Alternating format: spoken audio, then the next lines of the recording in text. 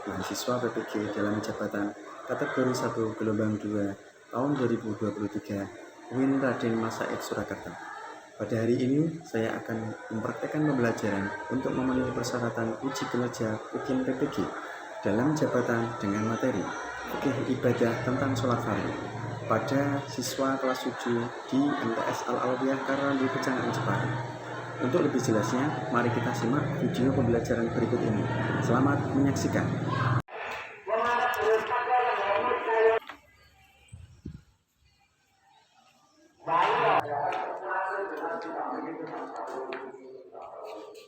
Assalamualaikum warahmatullahi wabarakatuh.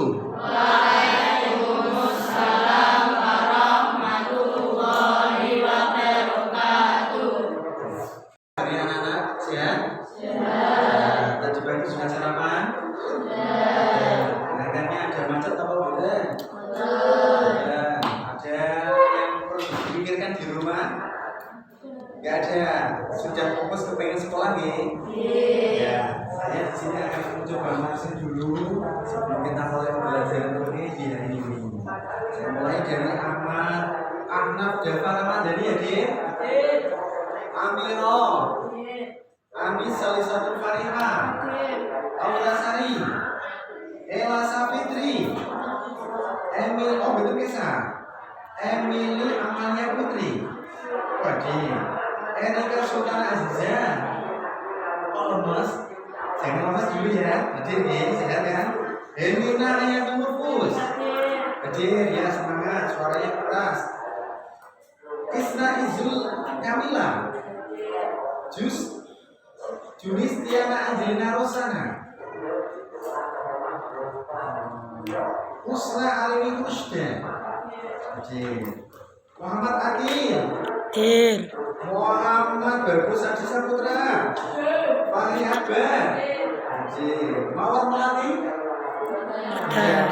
Muhammad Rizky Tawadan, Oli Nur Rahman, Rizky Maulana, Nabila Saskia Sofa, Nurul Hidayat Fitria, Rahman Maulana, Syifa Salsabila, terakhir Sanul Amaluddin. Betul kisah. Siapa tetangganya? Betul ada. Nanti dikasih tahu ya anakku yang saya cintai, alhamdulillah di kesempatan kali ini setelah kita tadi sudah berabsen, saya mengingatkan kepada diri kita sendiri, terutama yang mejanya belum rapi tolong dirapikan, yang belum belum rapi tolong dirapikan, kemudian bangku-bangkunya yang masih melihat coba ditata, geser-geser sedikit supaya bisa kelihatan rapi. Untuk seragamnya bagi anak-anak yang seragamnya masih belum pas, pencinya coba ditata, kemudian kerudungnya, buku pelajarannya coba disiapkan. Semua sudah siap ya? Oke, alhamdulillah. Setelah kita akan berdoa sebagai awal pertemuan awal pembelajaran. Saya minta satu teman kalian yang memimpin, yaitu saudara Rizky Anti Bujili, untuk memimpin doa seperti biasanya. Langsung dimulai ya, silakan saudara Rizky untuk mengirim doa di kesempatan pagi hari ini.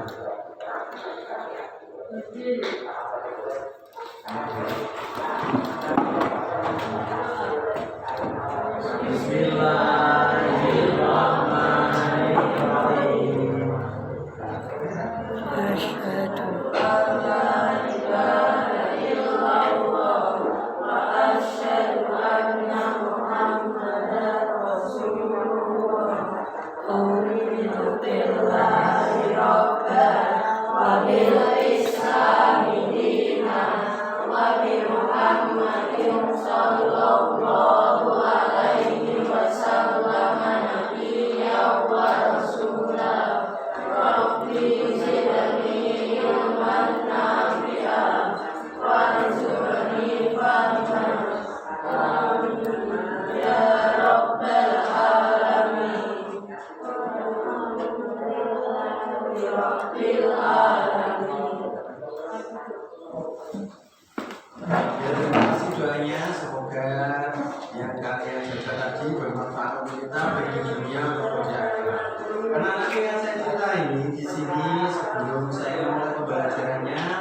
Ada yang tadi pagi sudah sholat subuh?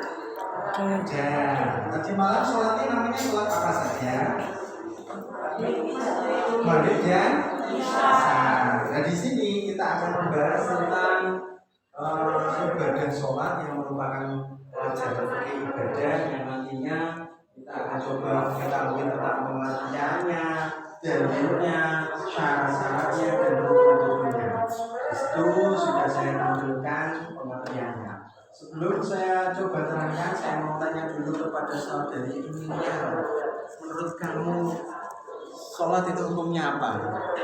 Wajib. Boleh ditinggalkan atau tidak? Ya boleh. Kalau ditinggalkan dapat apa? Dosa. Kalau dosa masuk neraka. Saudara Rizky, tadi fajar sholat subuh apa betul? Berapa rakaat? Kami yang kedua. Niatnya seperti apa sholat subuh tadi?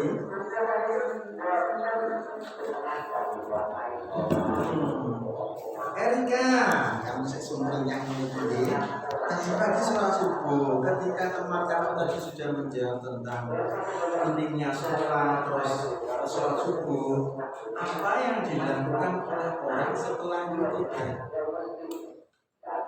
Bagi tidak terus lapor, baru kok ngadep terus balik terus lapor. Rukuk, berarti baru kok berdiri rukuk lagi. Apa jawabannya? Sujud. Berapa kali sujudnya tiap rakaat? 2 kali.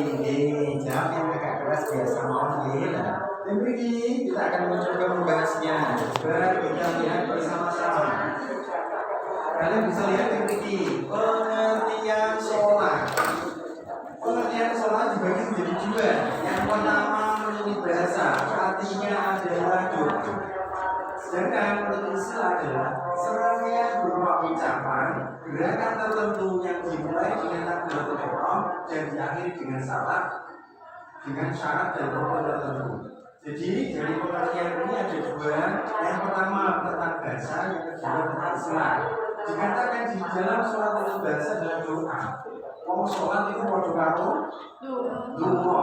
Sedangkan menurut istilah adalah rangkaian kegiatan mulai dari pengucapan, gerakan tertentu yang dimulai dengan takbiratul ihram dan diakhiri dengan salam pakai syarat tertentu. Nah itu pengertiannya. Kira-kira dari pengertian ini sudah jelas ya? Oke, sekarang kita coba lanjutkan. Dalil perintah sholat.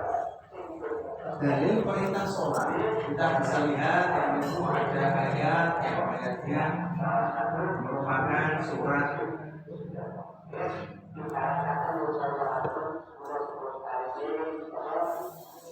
Waqimus sholata wa atuz zakata warka'u ma'ar raki'in.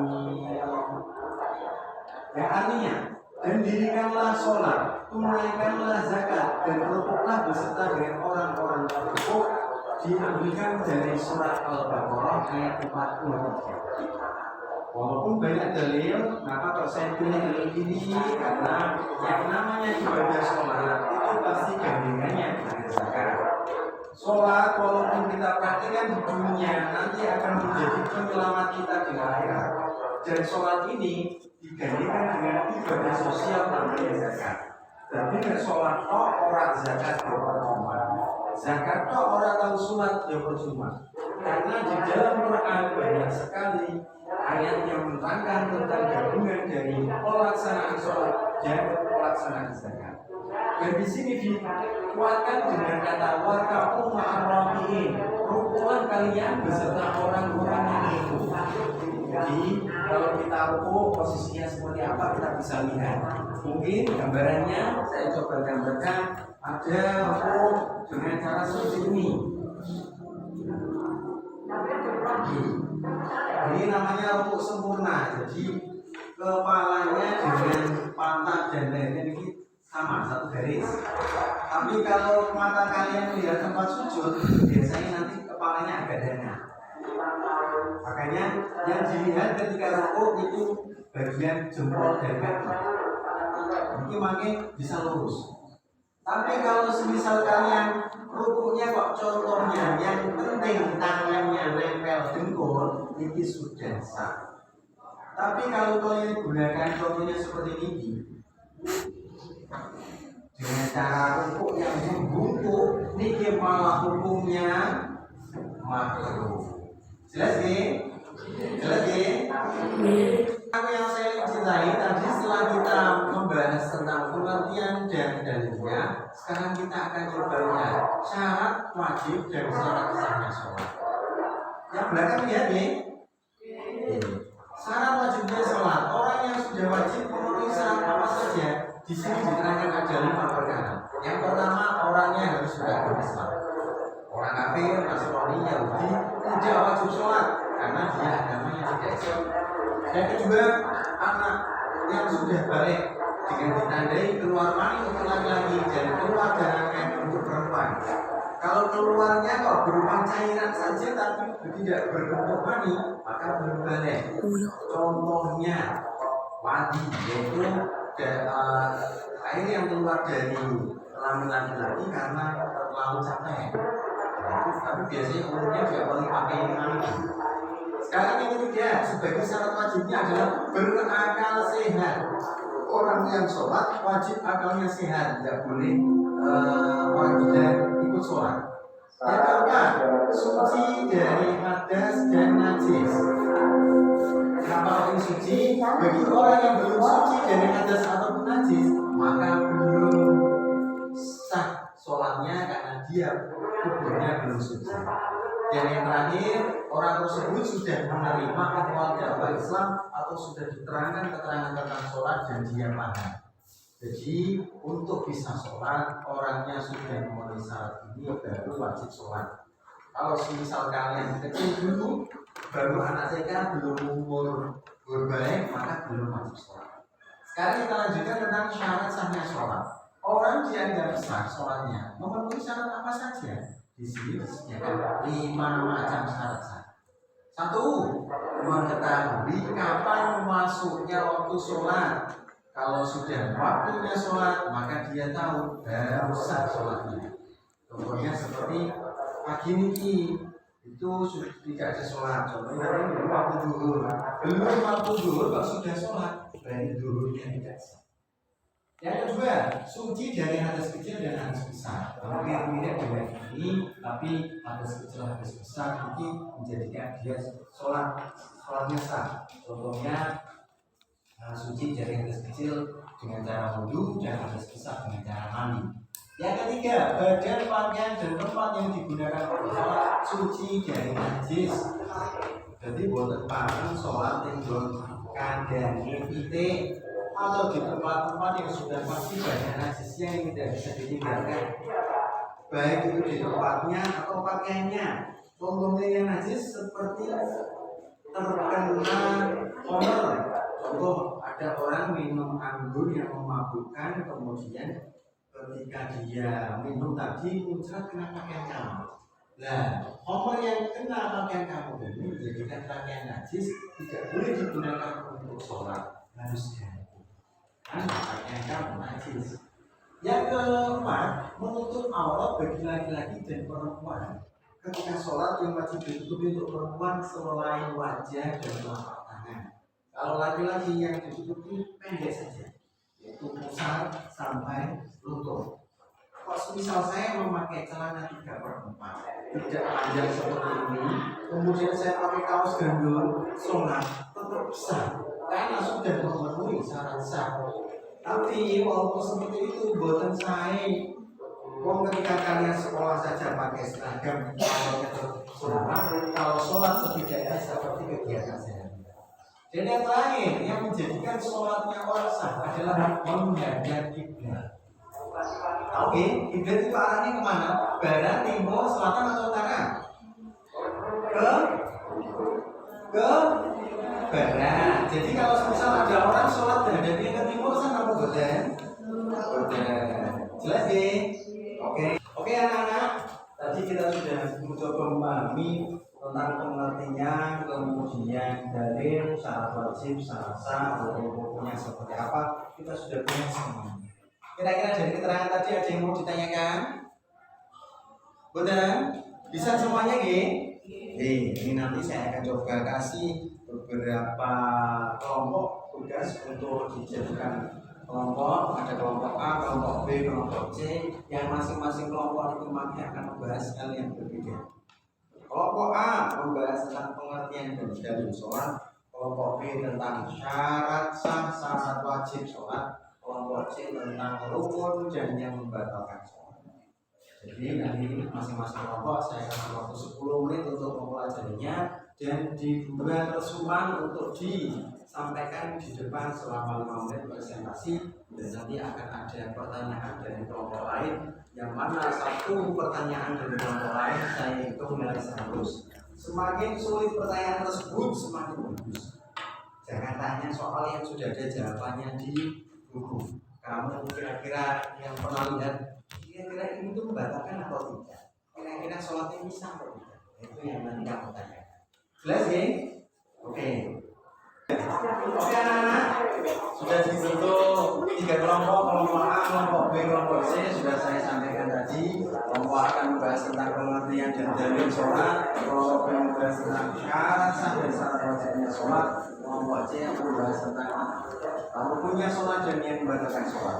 Jadi nanti saya kasih 10 menit untuk mencatat keterangan-keterangan yang penting dan nanti akan dipresentasikan di depan. Jelas ya?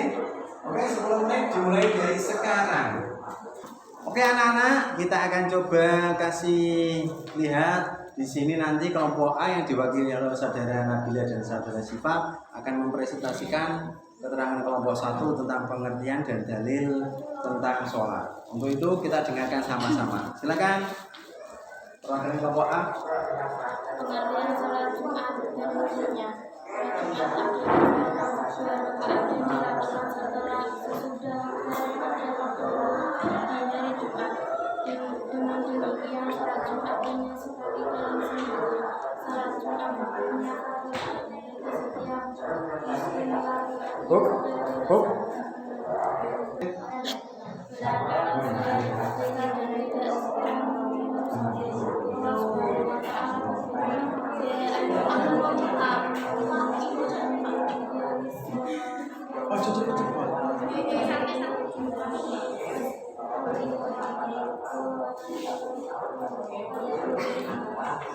bagi orang-orang yang beriman, apabila telah disuruh melaksanakan sholat pada hari Jumat, maka segeralah kamu mengingat Allah dan hendaklah jual beli.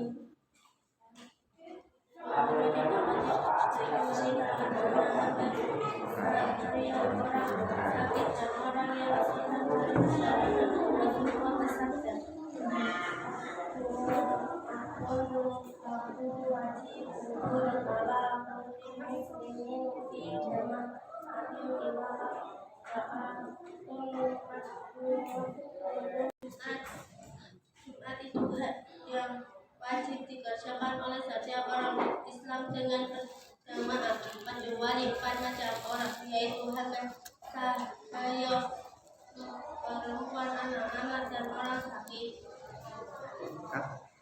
Oke, kalau tadi sudah kelompok A sudah mempresentasikan, sekarang ganti kelompok B yang diwakili oleh saudara Ali dan saudara Anis yang akan mewakili kelompok B untuk menjabarkan tentang syarat wajib dan syarat sholat. Silakan untuk dipresentasikan. Syarat seseorang dinyatakan sah apabila memenuhi hal-hal berikut. Suci dari hadas, baik hadas besar maupun kecil. Rasulullah bersabda, la yaqbalu Allahu sholata ahadikum idza ahdasa hatta yatawaddoa. Allah tidak menerima sholat seseorang di antara kamu yang berhadas sehingga ia berwudu. Hurairah Al-Bukhari dari Abu Hurairah. 2. Badan, pakaian, dan tempat sholat harus suci dari najis. 3. Menutup aurat. Aurat laki-laki dari pusat sampai tulang tengkorak lutut. Sedangkan perempuan seluruh tubuh kecuali muka dan telapak tangan. 4. Menghadap kiblat. 5. Telah tiba waktu sholat, tidak mendahului.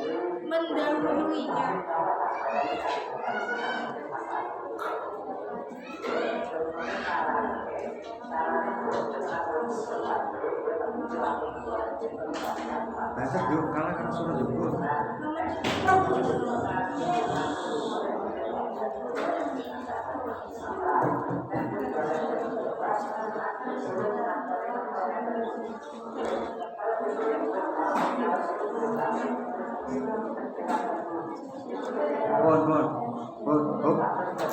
Oke, tadi kelompok A dan kelompok B sudah mempresentasikan. Sekarang ganti kelompok C yang akan diwakili oleh saudara Rizky dan Sari yang akan mempresentasikan tentang rukunnya sholat dan hal yang membatalkan sholat. Untuk itu silakan dipresentasikan. Silakan.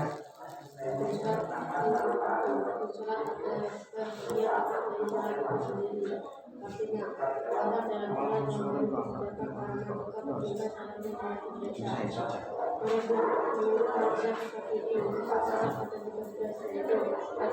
dalam cukup di dalam dua berdiri tak mampu tiga dia berkembang betul awal sholat empat membaca surat Al-Fatihah kecuali makmum yang beriman bacaan imamnya 11 membaca sholat selawat Rasul SAW 12 membaca salat sambil menolak belakang 13 habis menolak belakang.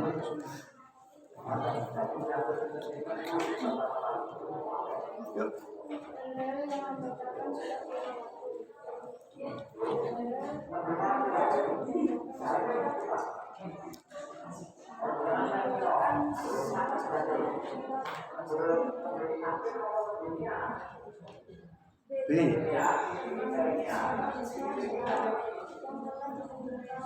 C.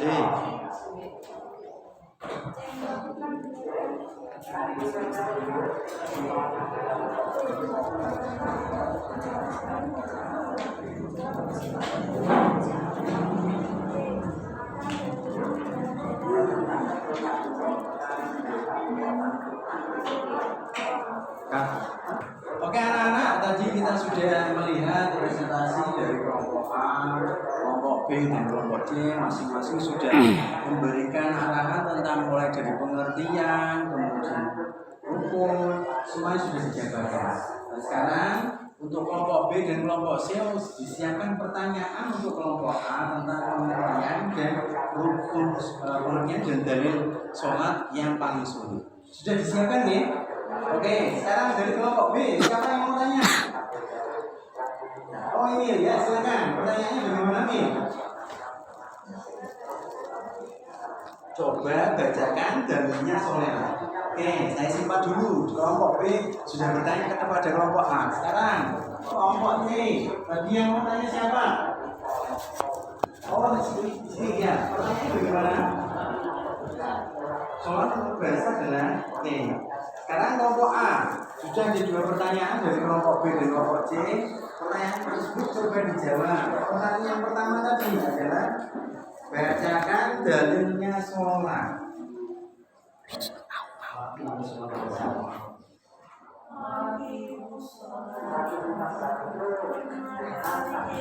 Oh ya, artinya apa? Hadis tersebut atau ayat Quran tersebut?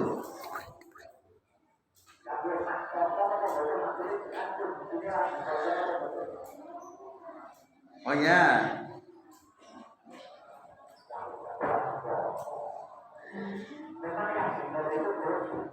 Sudah nggih, sekarang pertanyaan yang kedua. Apa tadi pertanyaannya? Sholat menurut bahasa itu apa? Yang mau jawab tolong angkat tangan dulu guys, saya ulangi lagi. Sholat menurut bahasa itu apa? Apa jawabannya? Berdoa. Dari dua jawaban tersebut, kelompok B sudah merasa puas atau belum dengan jawabannya? Sudah. Kelompok C dari jawabannya sudah puas? Ya, oke. Sekarang ganti kelompok B yang berkaitan dengan syarat sah dan syarat wajibnya sholat. Kelompok A sudah mempersiapkan pertanyaannya? Sudah. Pertanyaan seperti apa? Coba dibacakan. Yang keras. Sholat menurut istilah. Sholat menurut istilah.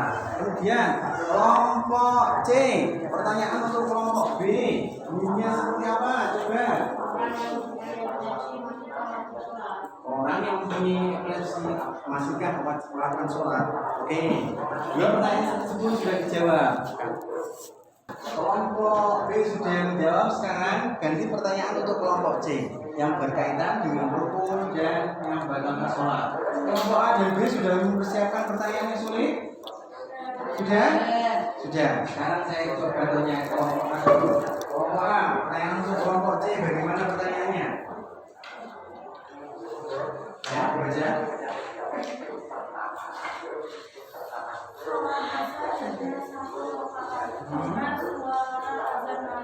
Sebaiknya membatalkan atau menyaksikan. Oke.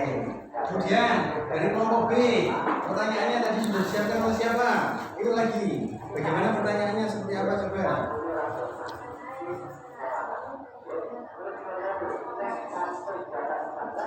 Oke anak-anak, tadi sudah kita melakukan beberapa kelompok bersama dari kelompok A, B, dan C sudah dipresentasikan, kemudian sudah ada tanya jawab, yang pertanyaan sudah sangat bagus. Kira-kira keterangan tentang sholat sudah dipahami semuanya? Sudah. Tentang pengertian sholat sudah bisa? Dalilnya sudah hafal? Syarat-syarat tentang sholat mulai dari syarat wajib, syarat sahnya sudah bisa diingat semuanya, geng? Jadi di kelompok C sudah akan tentang rukun-rukunnya dan batalnya sholat. Insya Allah kedepannya kita akan melakukan sholat di masa depan. Terus saja di pertemuan kali ini ingat yang namanya sholat itu wajib, tidak boleh ditinggalkan. Asal saya kemarin sudah saya sampaikan bahwasanya sholat lima waktu ini merupakan ganti dari sholat 50 waktu yang diterima Nabi ketika Isra Mi'raj. Makanya walaupun kalian sholat 5 kali dalam sehari itu pahalanya sama dengan 50 kali dalam sehari. Itu khusus untuk umat Islam, umat yang Nabi, tidak untuk umat yang lain. Itu saja, semoga bermanfaat. Mari sebelum kita tutup, kita berdoa bersama. Berdoa mulai.